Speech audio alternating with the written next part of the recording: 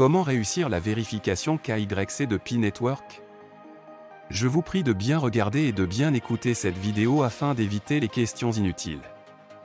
Allez dans votre application Pi Network et cliquez sur les points en haut à gauche, déroulez jusqu'au menu Profil, et cliquez dessus.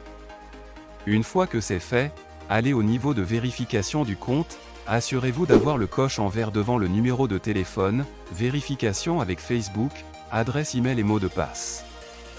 Si c'est pas le cas, remplissez les informations nécessaires pour les mettre à jour. Attention, la vérification du numéro coûte environ 0,163 $, 100 francs pour ceux qui sont dans la zone CFA. Donc, assurez-vous d'avoir les unités sur votre numéro avant de lancer la vérification. Une fois que vous avez fini avec ces conditions préliminaires, revenez en arrière sur le tableau de bord et cliquez en bas sur Info Menet. Une fois que c'est fait, venez au niveau de Checklist Menet et cliquez dessus. Ici, vous avez les conditions essentielles de transfert sur le Menet et qu'en réalité la soumission de la demande KYC n'est qu'en 5e position. Cela voudrait dire qu'avant d'arriver à cette étape, vous devez au préalable avoir rempli les 4 premières conditions. Pour ce faire, vous devez tout d'abord télécharger l'application Pi Browser.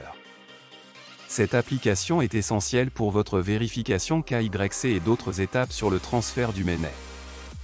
Le pire, c'est qu'il y a des gens qui se plaignent malgré qu'ils n'ont pas l'application Pi Browser. Ouvrez l'application et créez votre wallet Pi et ne partagez pas votre clé privée avec personne, vos 12 mots. Après cela, confirmez votre wallet Pi. Après cette étape, on entame la 4e qui consiste de s'engager dans la configuration de verrouillage. C'est après cette étape que vous pouvez soumettre votre demande de vérification KYC. Après la soumission de votre demande, vous n'avez qu'à attendre les résultats qui ne sont que la 6e étape. Une fois que cette étape est validée, vous aurez qu'à signer l'accusé de réception et attendre pendant 14 jours pour que la 7e soit validée. Une fois les 7 premières conditions réunies, la 8e sera enclenchée automatiquement.